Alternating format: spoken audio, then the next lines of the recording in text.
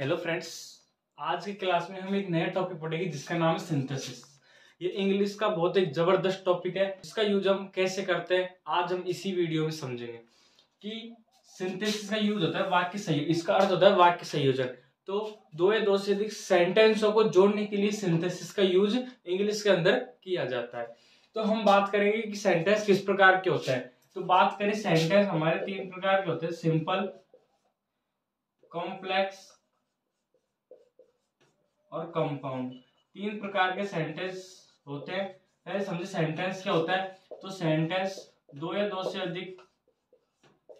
से अधिक वर्डों के मेल से क्या बनता है, सेंटेंस का निर्माण होता है। यदि मान लो हमारे पास दो शब्द है, जैसे ही लाफ, वह हंसता है, इसमें क्या है, दो वर्ड है, लेकिन इन दोनों को एक साथ मिलाने से क्या बन जाता है, यह एक सेंटेंस बन जाता है। और इस प्रकार के सेंटेंस तीन प्रकार के होते हैं, सिंपल, कॉम्प्लेक्स और कंपाउंड। इन तीनों सेंटेंसों को एक साथ जोड़कर किया जाता है, वो सिंथेसिस के, इसमें सिंथेसिस का यूज किया जाता है। कि इनको कैसे जोड़ते हैं आज हम इसी वीडियो में यही समझेंगे। तो हम इसका जो यूज किया जाता है वो दो या दो से अधिक सिंपल सेंटेंस हो एक सिंपल सेंटेंस बनाने के लिए, दो या दो से अधिक कंपाउंड सेंटेंस को सिंपल सेंटेंस बनाने के लिए, और दो या दो से अधिक सिंपल कॉम्प्लेक्स सेंटेंस को जोड़कर एक सिंपल सेंटेंस बनाने के लिए सिंथेसिस का यूज किया जाता है। तो सबसे पहले हम पढ़ेंगे कि दो या दो से अधिक सिंपल सेंटेंसों को जोड़कर एक सिंपल सेंटेंस कैसे बनाए। उसको जानने के लिए जो रूल है वो मैं आपको बताता हूँ। पहला है, हम बात करें दो या दो से अधिक सिंपल सेंटेंस को जोड़कर एक सिंपल सेंटेंस बनाता है। इसकी जो नियम है वो हम बात करेंगे कि दो या दो से अधिक सिंपल सेंटेंसों को जोड़कर ही एक सिंपल सेंटेंस कैसे बनाते हैं। इसका जो पहला रूल है वो है पार्टिसिपल का यूज। पार्टिसिपल का यूज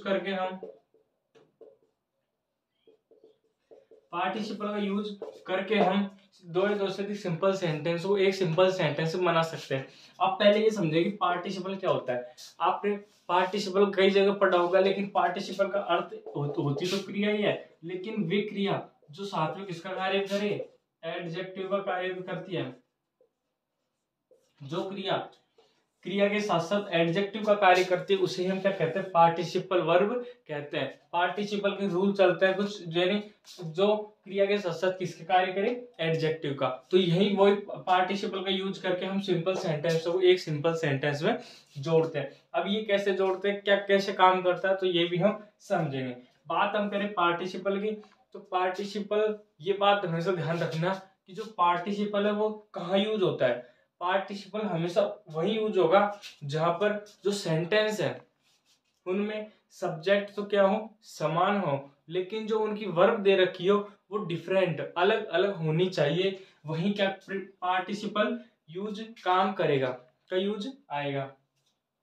तो हम एक उदाहरण के तौर पर समझते हैं कि पार्टिसिपल कहां पर यूज होगा। जैसे ही saw a snack, he ran away। He saw a snake, उसने एक सांप देखा, एंड ही ran away, और वह भाग गया। यानी उसमें दो सेंटेंस दे रखे हैं, लेकिन इसमें दोनों के जो सब्जेक्ट दे रखे हैं वो क्या है, समान है। यहाँ भी ही है, यहाँ भी ही है, यानी वह है। लेकिन इसमें जो क्रिया है वो क्रिया क्या है, सा, देखना, लेकिन इसमें क्या है, रैन अवे, भागना। तो दोनों की क्रिया क्या है, डिफरेंट है, और सब्जेक्ट क्या है, समान। तो इनमें हम पार्टिसिपल का यूज कर सकते हैं। अब आगे कैसे होता है ये समझेंगे। अब हम बात करें, पार्टिसिपल तीन प्रकार का होता है। पार्टिसिपल का यूज तीन प्रकार से करते हैं। पहला प्रेजेंट पार्टिसिपल के रूप में, प्रेजेंट पार्टिसिपल। सेकंड बात करें परफेक्ट पार्टिसिपल,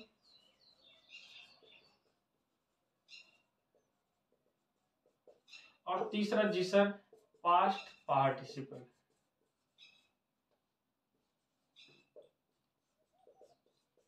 इन तीन जगह हम पार्टिसिपल का यूज करते हैं, प्रेजेंट पार्टिसिपल, परफेक्ट पार्टिसिपल और पास्ट पार्टिसिपल। इन तीन जगह हम कैसे यूज करते हैं वो हम समझते हैं।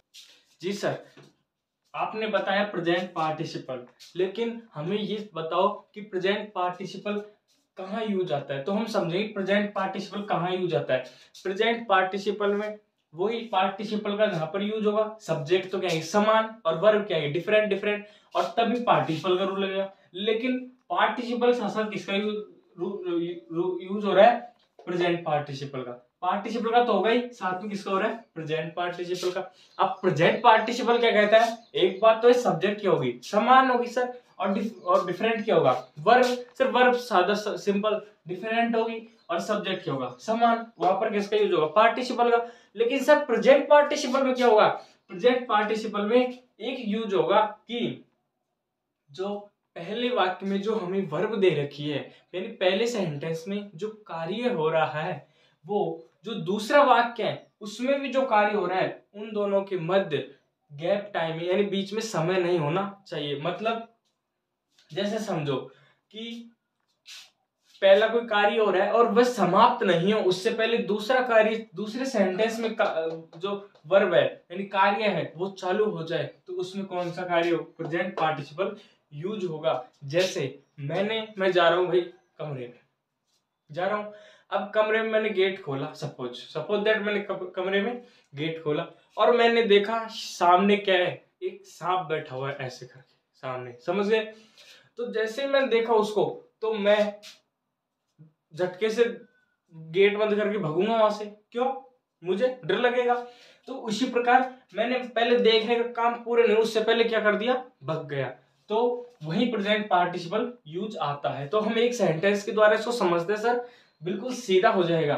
देखो, ही सा ए लायन, उसने एक शेर देखा, और ही ran away। सर ये तो वही सेंटेंस है, हाँ उसी में ही ये प्रेजेंट पार्टिसिपल का यूज हो रहा है। हम यही समझेंगे कि हम पहले बात करें इसमें पार्टिसिपल लग रहा है नहीं लग रहा, हाँ जी सर, क्योंकि दोनों की सब्जेक्ट क्या है, समान जी सर। फिर और जो दोनों की वर्ब है वो अलग अलग है, पार्टिसिपल यूज आ गया। लेकिन हम बात करें प्रेजेंट पार्टिसिपल। प्रेजेंट पार्टिसिपल कैसे, जैसे हम देखेंगे कि जो पहला सेंटेंस हमने पढ़ा, पहले इसका हिंदी अनुवाद किया, ही साई लोयन, उसने एक शेर देखा एंड ही रन, और वह भाग गया। तो हम बात करेंगे कि उसने पहले देखने का काम पूरा नहीं हो, उससे पहले क्या गया, भाग गया। ऐसे थोड़ी देखकर शेर को देख लिया अब रुकेगा वहां पे थोड़ी देर, ऐसे थोड़ी ना, ऐसे देखते ही भगेगा, यानी पहला कार्य पूरा नहीं हो उससे पहले क्या कार्य होगा, दूसरा चालू हो गया। तो इसमें सर क्या होगा कि किसका यूज, मतलब इसको यूज कैसे करेंगे, अब इसको बनाएंगे कैसे वो समझो। कि जैसे हमें क्या करना है, सबसे पहले जो वर्ब की फर्स्ट फॉर्म है, फर्स्ट सेंटेंस मतलब पहले सेंटेंस की जो वर्ब की फर्स्ट फॉर्म, उससे क्या लगा देनी है आपको, आईएनजी लगा देनी है, ये बन जाएगा। अब कैसे देखो सर, इसमें पहले सेंटेंस में वर्ब वर्ब क्या है, सा। अब सा की फर्स्ट फॉर्म क्या होगी, सी हो गई। उसके बाद इसमें क्या लगा दो, आईएनजी, सर मैंने लगा दिया आईएनजी। उसके बाद क्या करें, एल को वैसे की वैसे उतार दो। उसके बाद जो यहाँ पे फुल स्टॉप लगा रखा है उसकी जगह क्या लगा दो, कोमा लगा दो, और ही रैन अवे, तो यहाँ इसको ऐसे कैसे सर उतार दो। सर ये बन गया आपका प्रेजेंट पार्टिसिपल से, इसमें कोई दिक्कत है नहीं है। कि सीइंग ए लायन, उस बस शेर को देख रहा था हिरन, और जैसे ही भाग गया। तो इस प्रकार प्रेजेंट पार्टिसिपल का यूज होता है। आई होप आप समझ गए होंगे। एक वाक्य दूसरा सेंटेंस के द्वारा समझ सकते हैं इसको। जैसे मैं एक सेंटेंस लेता हूं,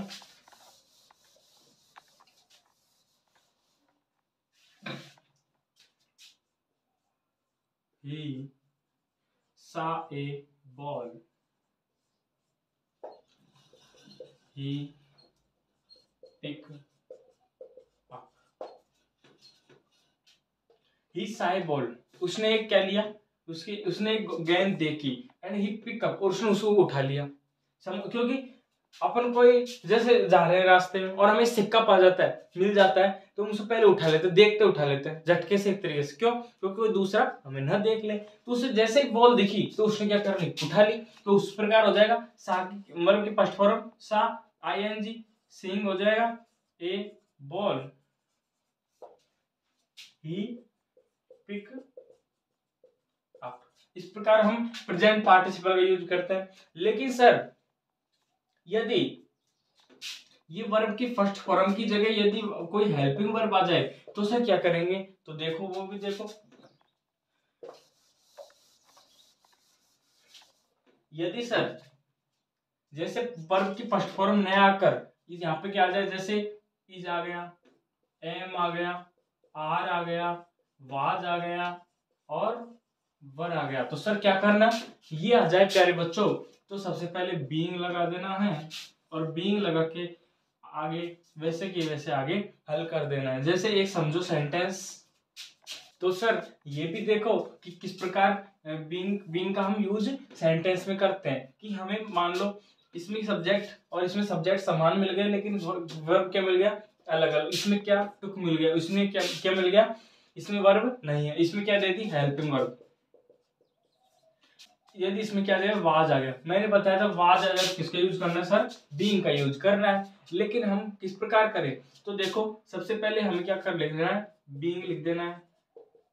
बीइंग के बाद ऐसे कैसे उतार देना है और फुल स्टॉप जो कोमा और आई टुक माई फूड। तो सर समझ गए होंगे कि कैसे कि मैंने बीइंग के बाद हंग्री लिख दिया, जैसे मुझे भूख लगी, मैंने अपना भोजन लिया, जैसे भोजन किया, तो आई टुक माई फूड, यानी बिल्कुल भूख लगते ही तो करेगा। इसमें प्रेजेंट पार्टिसिपल यूज हो रहा है। इसके बाद हम बढ़ते हैं परफेक्ट पार्टिसिपल के दौरान मुझे आशा है आप इसे आसानी से समझ गए होंगे। अब हम बढ़ते हैं परफेक्ट पार्टिसिपल की ओर कि परफेक्ट पार्टिसिपल का यूज सेंटेंस में किस प्रकार करते हैं। अब हम बात करते हैं परफेक्ट पार्टिसिपल की। प्रेजेंट पार्टिसिपल पढ़ने के बाद हम बात करते हैं परफेक्ट पार्टिसिपल। परफेक्ट पार्टिसिपल किस प्रकार यूज आता है। तो हम बात करें परफेक्ट पार्टिसिपल में क्या होता है। परफेक्ट पार्टिसिपल में क्या होता है कि जैसे पहला सेंटेंस में जो कोई क्रिया हो रही है, उसके बाद जो दूसरी क्रिया हो रही है, तो उसमें उसके बाद क्या आएगा, गैप टाइम, यानी हमें उसमें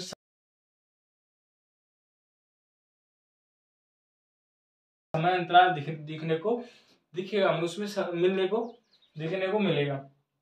तो जैसे हम एक सेंटेंस के द्वारा समझते हैं, यानी जैसे मैं कोई कार्य कर रहा हूँ, यदि वो कार्य पूरा होने की जस्ट पूरा हो जाएगा, उसके बाद में कोई दूसरा कार्य शुरू करूं, तो उसमें परफेक्ट पार्टिसिपल का यूज होगा। जैसे हम समझ सकते हैं, आई कंप्लीटेड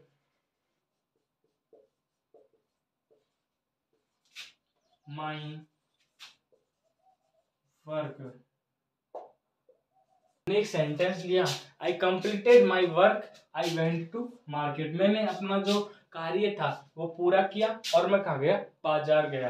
तो हम बात करें इसको किस प्रकार पार्टिसिपल के रूप में बनाते हैं। हम बात करें परफेक्ट पार्टिसिपल यूज आ रहा है, क्यों? क्योंकि मैंने पहले अपना काम पूरा किया और मार्केट जाने में भी टाइम लगता है, क्योंकि ऐसे तो है नहीं बिल्कुल, तो काम करके मार्केट जाने में समय लगता है, तो हम इसमें क्या मतलब है, गैप टाइम हमें देखने को मिलता है। तो इस प्रकार इसमें परफेक्ट पार्टिसिपल का यूज होगा। तो सर इसमें परफेक्ट पार्टिसिपल में हम क्या जोड़ते हैं, क्या लगाते हैं, ताकि हमारा जो सेंटेंस है वो परफेक्ट पार्टिसिपल में बदल जाए।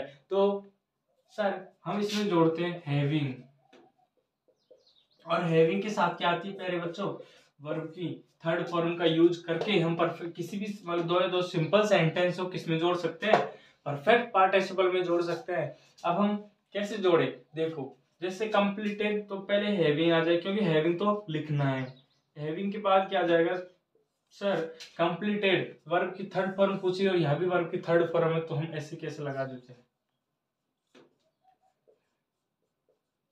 टेड माई वर्क,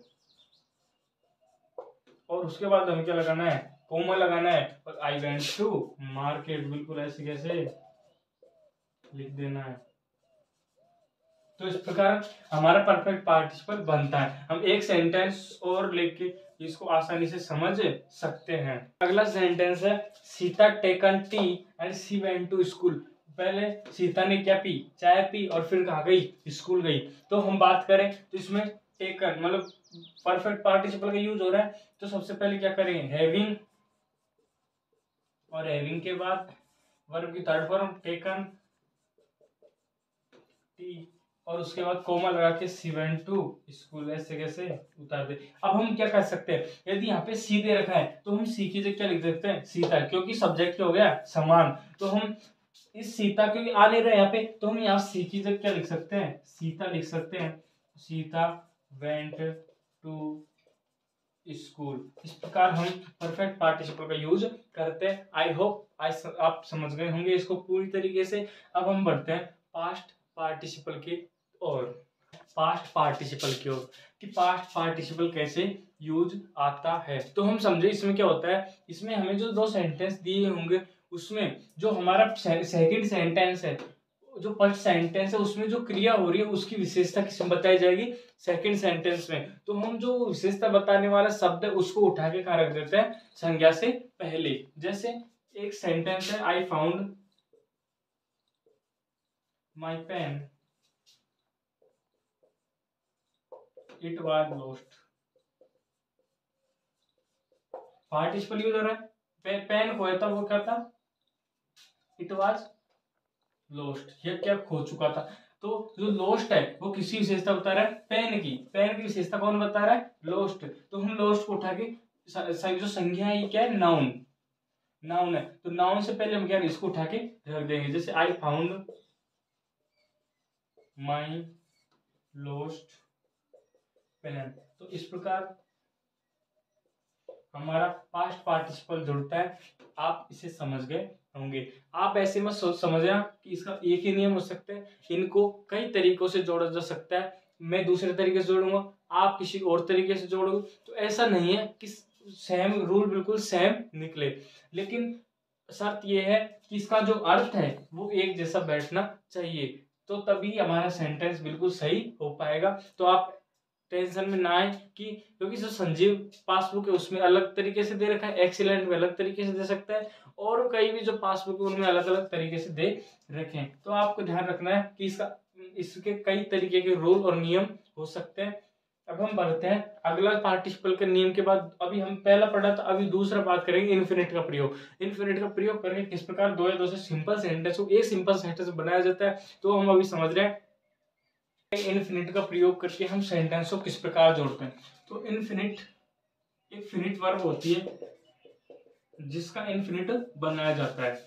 जैसे हम एक इसका क्या होता है इसमें समझो कि जो पहला सेंटेंस दिया होगा उसका उद्देश्य कि वो काम क्यों किया गया है, उस उद्देश्य मतलब जो सेकंड सेंटेंस में कोई वर्ब दे रखी होगी, कोई उद्देश्य मतलब पहले सेंटेंस में जो कोई वर्ब दे रखी होगी, पहले सेंटेंस में क्या दी होगी, वर्ब, लेकिन उसका उद्देश्य जो उसका पर्पज है वो किसमें बताएंगे, सेकंड सेंटेंस में। यानी उसका उद्देश्य बताया जाए किसमें, सेकंड सेंटेंस में। तो उसे टू जोड़कर उसे जोड़ दिया जाता है। इसी प्रकार इनफिनिट का प्रयोग किया जाता है। हम जैसे एक सेंटेंस के माध्यम से समझते हैं इसे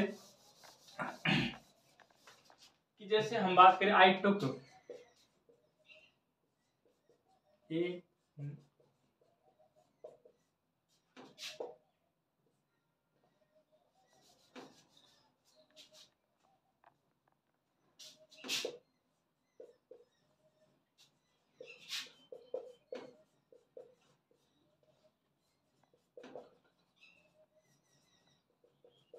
मैंने एक सेंटेंस लिया, आई टुक इट नाइफ, मैंने एक चाकू लिया। I wanted to cut the fruit, मैं फल काटना चाहता था। अब ये दो सेंटेंस दिए गए हमें। हम बात करें कैसे कि जैसे मैंने चाकू लिया, चाकू क्यों लिया, इसका उद्देश्य क्या बता रहा है, फल काटने के लिए। और फल काटने के लिए इसका उद्देश्य किससे मिल रहा है, सेकंड सेंटेंस में। और वर्ब मैंने क्या लिया, चाकू, इसका उद्देश्य किससे मिल रहा है, इसमें। तो हम क्या कर सकते हैं, इससे कुछ नहीं है, इसको टू के साथ जोड़ देते हैं। जैसे I took a knife to cut fruit, cut the fruit. अब हम इसमें ये नहीं लिखेंगे, क्या लिखेंगे, डायरेक्ट क्या उद्देश्य बता रहे हैं। हम एक सेंटेंस और देख सकते हैं, I went to Agra, I wanted to see Taj, क्योंकि मैं ताजमहल देखने के लिए मैं आगरा गया क्योंकि मैं ताजमहल देखना चाहता था। तो क्यों गया, जाने वर्ब हो रही है और वर्ब का उद्देश्य क्या बता रही है, ताजमहल देखने के लिए। तो I went to Agra to, ये हट जाएगा और टू सी ताज, समझ रहे हो ना, ये टू यहाँ से हट जाएगा और सी ताज। इस प्रकार इनफिनिट का प्रयोग करके हम सिंपल सेंटेंसों को जोड़ते हैं। उसके बाद हम अगला रूल समझते हैं। हमारा अगला यूज है नॉमिनेटिव एब्सोल्यूट का प्रयोग, कि नॉमिनेटिव एब्सोल्यूट का प्रयोग करके किस प्रकार सिंपल सेंटेंसों की सिंथेसिस बनाया जाता है। तो नॉमिनेटिव एब्सोल्यूट का मतलब होता है स्वतंत्र कर्ता। इसमें क्या होगा कि स्वतंत्र कर्ता होगा, कि जैसे यदि वो स्वतंत्र है, यदि मान लो सूर्य क्या है, स्वतंत्र है, उसके छिपने के बाद भी क्या निकलते, तारे दिखते हैं, टिमटिमाते हैं। तो और यदि वो ना छुपे तो वो नहीं दिखेंगे। तो इसमें सूर्य क्या है, स्वतंत्र है, यानी उसको कोई लेना देना किसी से नहीं है, मैं वो तो उसका काम करेगा और दूसरा चाहे कोई में पड़े। तो हम एक सेंटेंस देते हैं, द सनसेट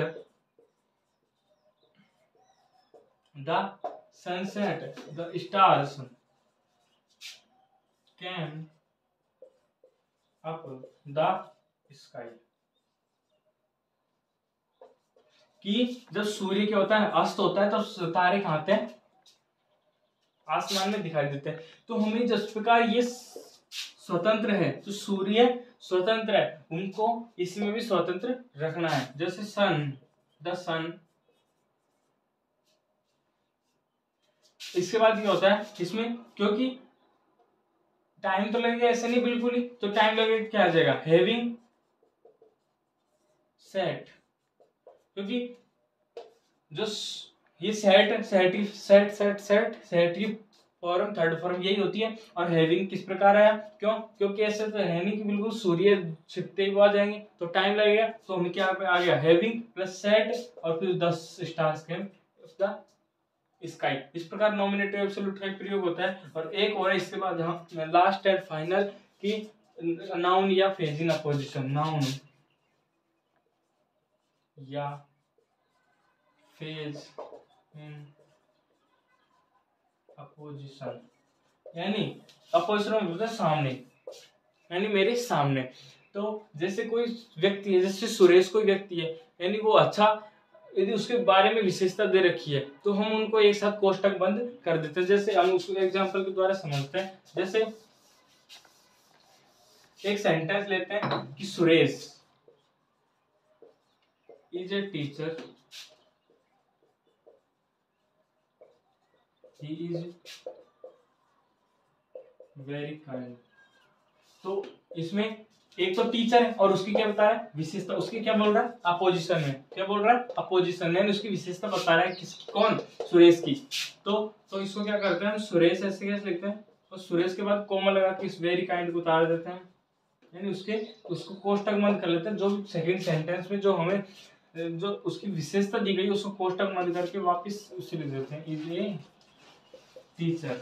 तो इस प्रकार नॉमिनेटिव एब्सोल्यूट का use, sorry phase in opposition का यूज किया जाता है कि Suresh is a teacher, he is very kind, वह क्या बहुत दयालु भी है, तो Suresh very kind is a teacher. इस प्रकार हम किसका यूज करते हैं, नॉमिनेटिव एब्सोल्यूट का प्रयोग करके सिंथेसिस जो बनाया जाता है। ये हमारे जो सिंपल सेंटेंसों को जोड़ने के इनके रूल हो गए हैं। सबसे अधिक जो क्वेश्चन पूछे जाते हैं इसमें पार्टिसिपल के अंदर से पूछे जाते हैं, क्योंकि ये सीधा पड़ता है और क्योंकि मोस्ट भी है। तो सबसे पहले पार्टिसिपल को समझते हैं, उसके बाद हमने पढ़ा इनफिनिट का प्रयोग, उसके बाद नॉमिनेटिव एब्सोल्यूट, फिर नाउन फेज इन अपोजिशन। इन 4-5 रूलों के बाद हमारा सिंपल सेंटेंस पूरा होता है। आई होप आप इनको पूर्ण तरीके से समझ गए होंगे। टेक केयर, नेक्स्ट वीडियो के लिए तैयार रहिए। यदि वीडियो पसंद आए तो लाइक करना और चैनल को सब्सक्राइब भी कर सकते हैं।